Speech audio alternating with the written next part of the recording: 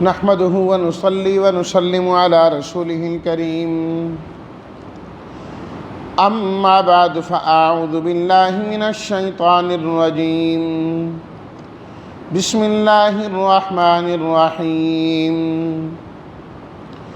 يا أيها الذين آمنوا اتقوا الله وذروا ما بقي من الربا إن كنتم مؤمنين فإن لم تفعلوا فأذنوا بحرب من الله ورسوله وإن تبتم فلكم رؤوس أموالكم لا تظلمون ولا تظلمون صدق اللہ مولانا العظیم اللہم صلی علی سیدنا و مولانا محمد وعلی آل سیدنا و مولانا محمد وبارک وسلم اتقوا اللہ، ڈرو تم اللہ سے، یعنی اس کی نافرمانی سے باز آ جاؤ۔ ذرو، چھوڑ دو تم، بقیہ جو بقایا ہے اردو میں بھی استعمال ہوتا ہے، ربا، سود۔ فَإِن لَمْ تَفْعَلُوا، اگر تم اس طرح نہ کرو یعنی باز نہ آؤ، سود نہ چھوڑو، فَأْذَنُوا، پھر اعلان سن لو، اعلان سن لو تم، حرب، لڑائی، جنگ، تب تم، توبہ کر لو تم، رؤوس، اصل مال تمہارے، تظلمون، ظلم کرو تم۔ ترجمہ: یا ایھا الذین آمنوا اتقوا اللہ، اے ایمان والو اللہ کی نافرمانی کو چھوڑ دو، اور جو سود باقی رہ گیا ہے اسے ترک کر دو اگر تم ایمان لانے والے ہو۔ پس اگر تم باز نہ آئیں تو اعلان سن لو اللہ اور اس کی رسول کی جانب سے جنگ کا، اور اگر تم نے توبہ کی تو تمہیں تمہارے اصل مال ملیں گے۔ لا تظلمون ولا تظلمون، نہ تم ظلم کرو اور نہ تمہارے اوپر ظلم کیا جائے گا۔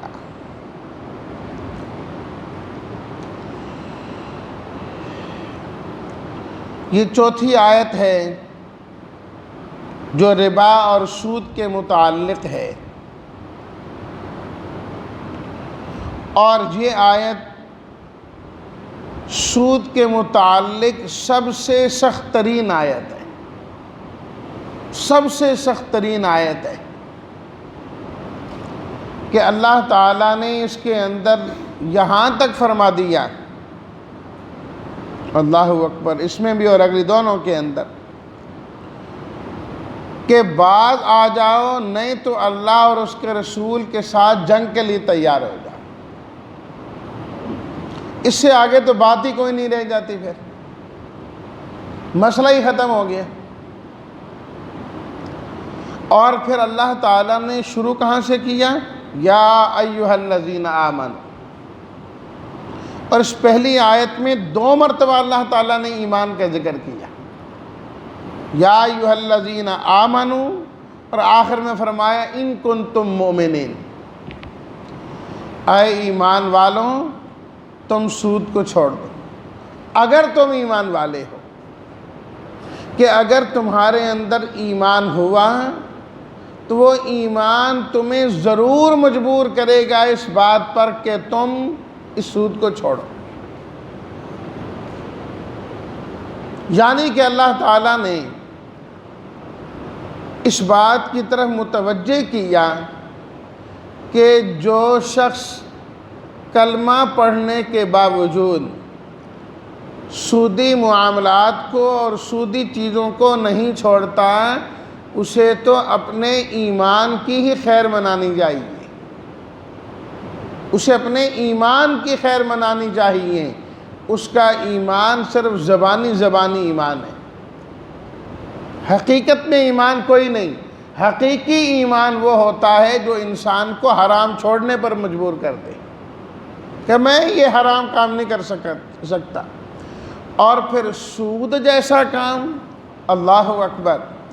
نبی کریم صلی اللہ علیہ وسلم نے فرمایا کہ ہلاک کر دینے والی چیزوں سے بچا کرو، تباہ کر دینے والی چیزوں سے بچا کرو. پھر آپ علیہ الصلاۃ والتسلیمات نے وہ تباہی والی چیزیں، ہلاک کر دینے والی چیزیں ذکر فرمائیں.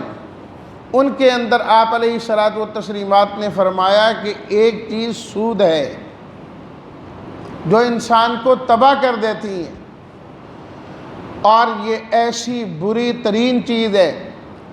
آپ علیہ الصلاۃ والتسلیمات نے فرمایا اللہ کی لعنت ہے سود دینے والے پر، لعنت ہے سود لینے والے پر، لعنت ہے گواہ بننے والے پر، لعنت ہے لکھنے والے پر. ذرہ برابر بھی جس کی شرکت سود کے اندر آ گئی، فرمایا اس پر اللہ کی لعنت ہوگی. وہ خود نہیں کر رہا، صرف سودی کام کو لکھ رہا ہے. یا دو آدمی معاملہ کر رہے ہیں اور یہ ان کا گواہ بن رہا ہے، وثیقہ نویس ہے سود کا، فرمایا اس پر بھی اللہ کی لعنت ہے، اس پر بھی اللہ کی لعنت ہے. تو آپ خود سوچئے کہ یہ کتنی بری چیز ہے. اور ایک حدیث میں آپ علیہ الصلاۃ والتسلیمات نے یہاں تک فرمایا کہ کوئی آدمی سود کا 1 درہم لے دے، اس کا معاملہ کرے، اس کے مقابلے میں اگر کوئی شخص 70 مرتبہ بدکاری کرے تو اس سے برا سود کا 1 درہم ہے. اور ایک روایت میں یہاں تک فرمایا کہ اس سے زیادہ سود والا معاملہ ہے. آج پوری قوم کہتی ہے تباہ ہو گئے، معیشت ہماری خراب ہو گئی. لیکن جب سود کی بات آتی ہے، اس کی حرمت کی بات آتی ہے، سفارشات بھیجی جاتی ہیں کہ سود چھوڑا جائیں، وقت کا وزیر اعظم درخواست دیتا ہے کہ نہیں اس کو نافذ نہیں کرنا. یہ سود والا کام ایسے ہی رہنا چاہیے. ابھی اسلامی نظریاتی کونسل نے کچھ عرصہ پہلے سفارش بھیجی نہیں سود کے بارے میں، انہوں نے فیصلہ دیا کہ یہ حرام ہے. شریعت کورٹ نے فیصلہ دیا کہ یہ حرام ہے. حکومت وقت کھڑی ہو جاتی ہے، نہیں درخواست دے دیتی ہے، نہیں بینک آ جاتے ہیں، ساری چیزیں، نہیں سود کو ختم نہ کیا جائے، سود کو ختم نہ کیا جائے. ہم عوام کا خون چوس رہے ہیں، اسی طریقے سے چوستے رہے. سود جو ہے یہ خون چوسنے والی بات ہے. اور حدیث میں ہے آپ علیہ الصلاۃ والتسلیمات نے فرمایا جب میں معراج پر گیا تو میں نے دیکھا کہ ایک خون کی نہر بہہ رہی ہے، خون ہی خون ہے، اور اس کے اندر ایک شخص ہے جو اس خونی نہر کے اندر ہے.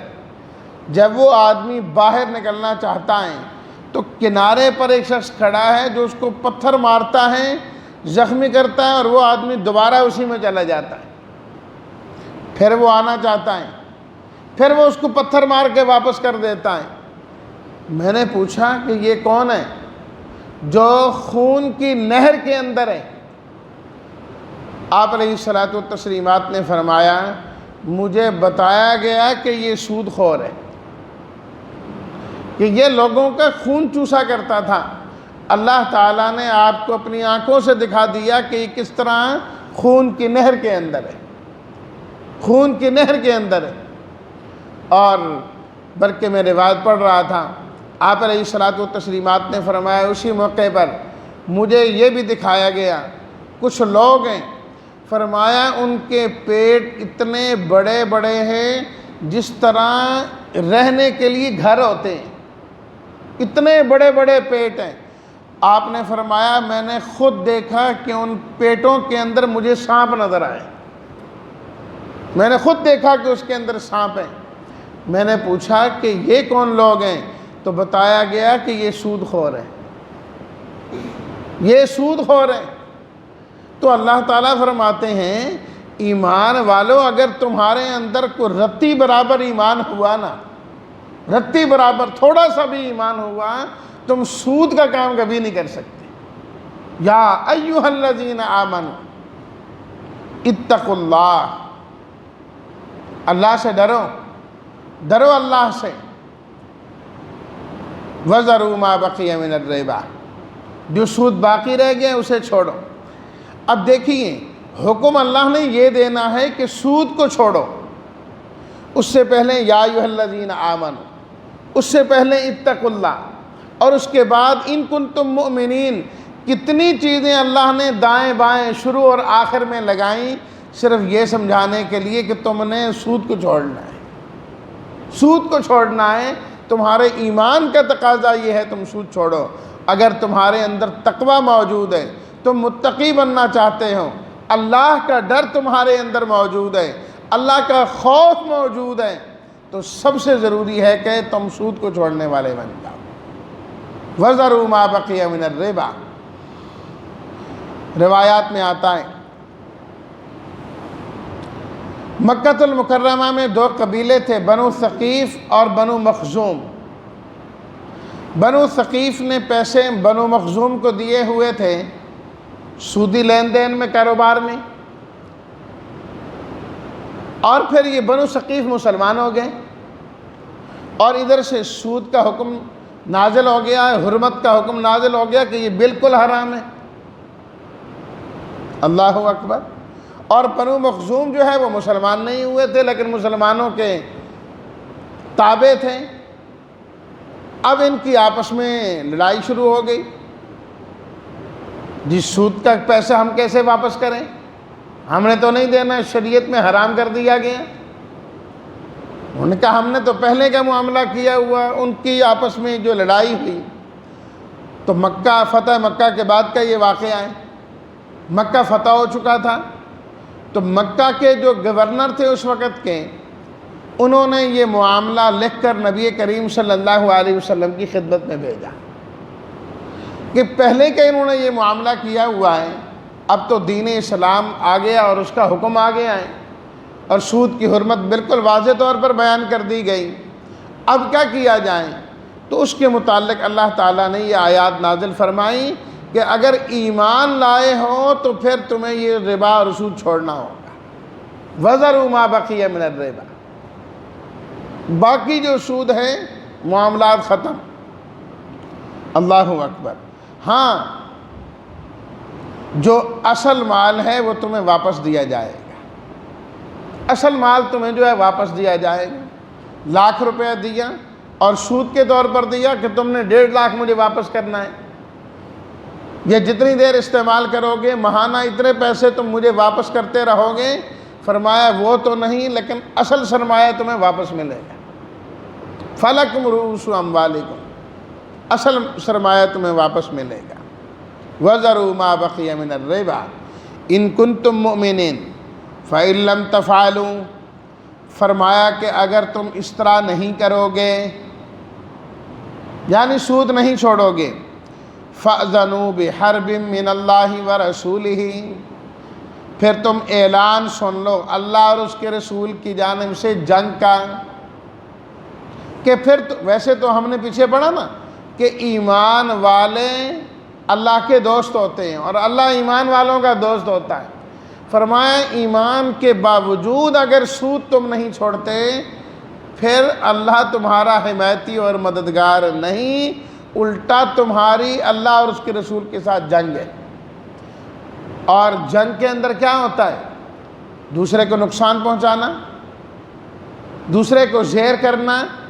کیا اللہ سے کوئی جنگ جیت سکتا ہے؟ پھر اللہ جب ہمیں زیر کرنا چاہیں، اللہ ہمیں صفر کرنا چاہیں تو ہماری معیشت بہتر ہو سکتی ہے؟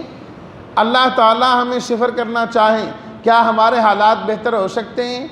کیا اللہ تعالیٰ ہمیں صفر کرنا چاہیں تو ہم خوشحالی کی زندگی بسر کر سکتے ہیں؟ کبھی نہیں ہو سکتا۔ اللہ کی پکڑ یکے بعد دیگر آتی رہے گی، اللہ سے جنگ کوئی جیت ہی نہیں سکتا۔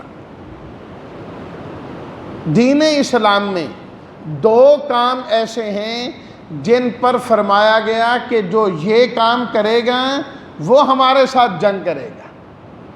کسی گناہ پر، کسی برائی پر اللہ تعالیٰ نے اتنا سخت انداز نہیں اختیار کیا جتنا ان دو گناہوں پر کیا۔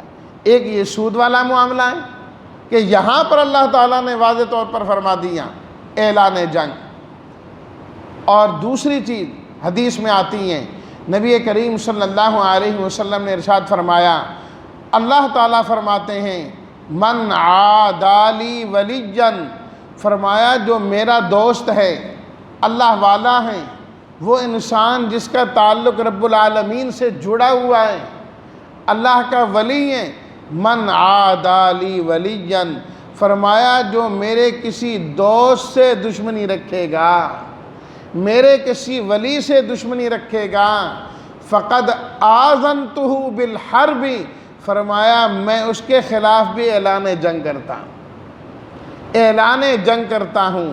اس لیے فرمایا کبھی کسی نیک آدمی کو تنگ نہ کرنا، تکلیف نہ پہنچانا، پتہ نہیں کس وقت دل سے بد دعا نکل جائے اور تمہاری ساری دنیا اجڑ جائے۔ آپ علیہ الصلوۃ والتسلیمات نے فرمایا رب اشعث اغبر، بہت سارے لوگ ایسے ہوتے ہیں جو بظاہر گدڑیوں میں رہتے ہیں، پورا گندہ بال ہوتے ہیں، کمزور ان کی حالت ہوتی ہے، دیکھنے والے ان کو حقارت کی نظر سے دیکھتے ہیں، لیکن اللہ کے ہاں ان کا یہ مقام ہوتا ہے۔ فرمایا اگر وہ قسم کھا لے نا کہ اللہ کی قسم ایسے ہی ہوگا، فرمایا اللہ بھی ان کی قسم کو رد نہیں کرتے، اللہ بھی ان کی قسم کو رد نہیں کرتے۔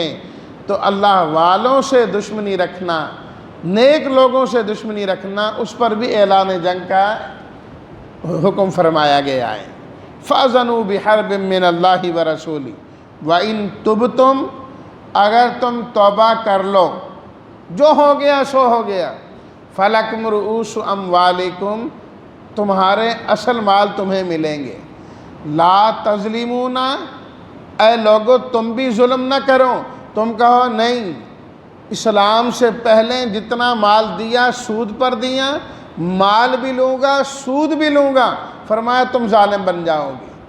وَلَا تُظْلَمُونَ، اور تم پر بھی ظلم نہیں ہوگا کہ اگلے یہ کہیں کہ نہیں جی نہیں بس وہ سودی معاملات تھے ختم ہو گئے، ہم نے کچھ بھی واپس نہیں کرنا، فرمایا یہ بھی غلط ہے۔